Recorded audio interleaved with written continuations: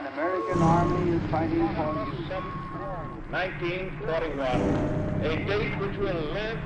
Note that the first atomic bomb was dropped on June. These forces met their but we don't plan to surrender either. We are portions and would lead Allied air forces began an attack on And in the 21st century, on March 5th, 2052, the United States has officially closed. the United States is going to the national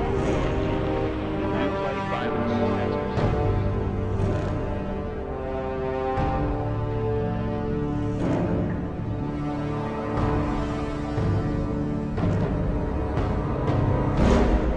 Hello and welcome to episode 5 of Fallout History and Lore. In the last episode we took a look at one of the best RPGs of all time, Fallout 2. In this installment, we're going to look at two of the lesser known games in the Fallout franchise, Fallout Tactics and Fallout Brotherhood of Steel.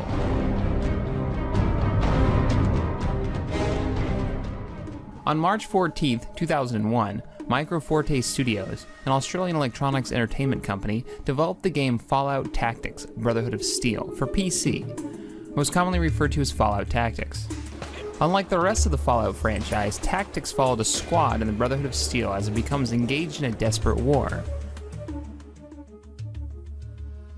Tactics does not continue the story of Fallout 1 or 2 and wasn't originally considered canon. With the release of Fallout 3 by Bethesda Softworks, however, the existence of the game's Brotherhood Splinter faction is considered at least semi-canon, with Brotherhood of Steel members in Fallout 3 explaining that the Chicago-based Brotherhood featured in Fallout Tactics, quote, went rogue, long story. Unlike the previous two games, Tactics had a focus on tactical combat and strategy. Players have a very limited interaction with non-player characters, being limited to just trading, small amounts of dialogue. Instead of towns, Tactics centers around the Brotherhood bunker and missions. The bunker served as a central point for the Brotherhood, where players can obtain the services of quartermasters, mechanics, and medics. After getting a mission, the player could move to the mission location. The missions range from locations like towns, factories, military encampments, or even vaults. Combat and Tactics had quite a bit more depth than the original Fallout, featuring 3 different systems one could employ. Continuous turn-based, where all characters can act at the same time and action points regenerated based on agility. Individual turn-based was a system used in the original games, with each character taking a turn, and lastly, squad turn-based, which reminded me the most of the XCOM series, where each team takes a turn before switching sides. Fallout Tactics is the first Fallout game to feature a multiplayer mode. In this mode, each player controls a squad of characters and faces off against the opposing player.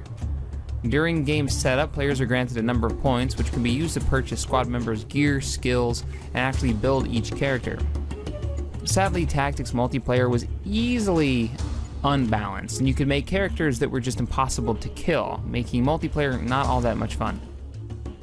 The story followed a splinter group of the Brotherhood of Steel that wanted to open up recruiting, but the main branch decided they wanted to keep the Brotherhood pure and sent the splinter group off to fight the remaining super mutant threat from Fallout 1 off in the east.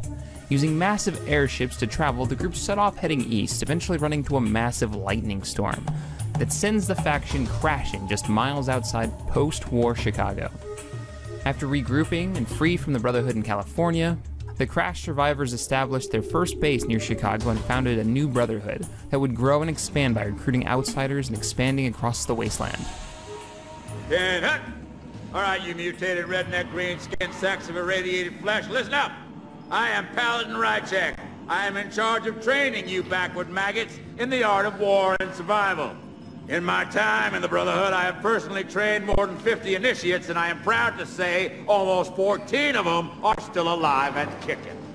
The elders have ordered me to mold you flabby, hip-slapping, berry-picking, rat-rubbing Brahmin kissers into capable warriors. And I am going to do it, even if it kills you. I will teach you how to eat, sleep, walk, talk, shoot, spit like a Brotherhood soldier. First level of training will be recruitment detail. You'll go to the surrounding villages and see what able-bodied primates are ready for an honest life's work. It is your duty to remind the village elders that if they want continued protection from the scum of this world, they will uphold their end of the bargain by providing resources and their best and brightest for Brotherhood training. Now get your weak-kneed, superstitious, soft-skinned, uneducated butts to the armory. you will be issued basic weapons and armor. There are 3 simple rules to follow with Brotherhood equipment. If you damage your weapon, you will spend a week in the box. If you damage your armor, you will spend a week in the box. If you lose either, I'll kill you myself. Your first goal when the game starts are to secure territory and allies surrounding Chicago. By offering protection to nearby villages, the Brotherhood plans to gain valuable recruits among the tribes. You, the player, take on the role of an initiate, a new recruit tasked with leading a squad of soldiers made up of other recruits in taking on the raiders in the area. As the campaign against the raiders succeeds, you eventually get accepted into the Brotherhood, learning the real goals behind the Brotherhood's actions. The real goal of the Brotherhood is a campaign west across the Great Plains toward the Rocky Mountains in search of Vault Zero, the one-time nucleus and command center of the pre-war Vault network, where the most senior government officials, scientists, and military leaders were housed, and the highest technology available was maintained. After many missions dealing with multiple threats, including the remnants of the mutant army from the first Fallout, you eventually find the new menace to the Brotherhood, a robot army that's sweeping across the American Midwest. Finding out later that the robot base is in Vault Zero, which is located inside Cheyenne Mountain, a real-world Air Force base built inside the side of a mountain in Colorado. The Brotherhood comes up with a plan to destroy the base, gaining access by using a nuclear device the player had secured in an earlier mission. 2 squads then make their way inside. Once inside, they come across the leader of the robot army, the Calculator. The Calculator can be dealt with in a number of ways. In the end, though, the Brotherhood take over Vault Zero, using it as a base of power, recruiting tribals and growing their numbers as they make the area safe for their friends and allies.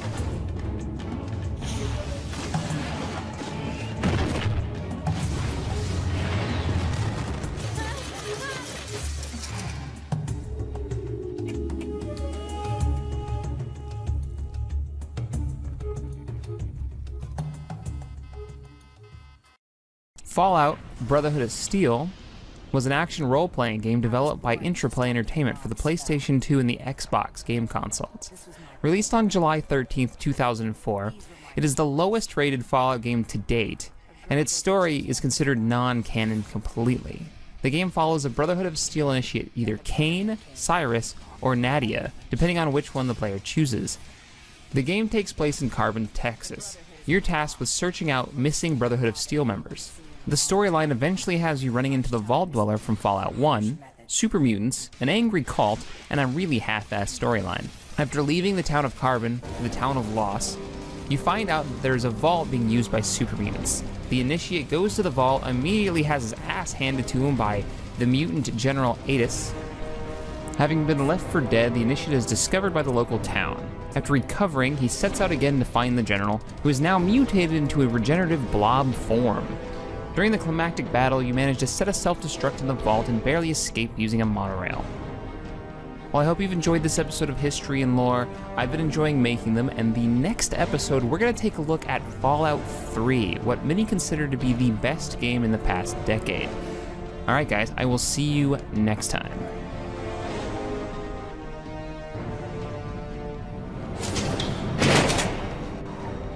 And one final thing, ladies. Welcome to the Brotherhood of Steel.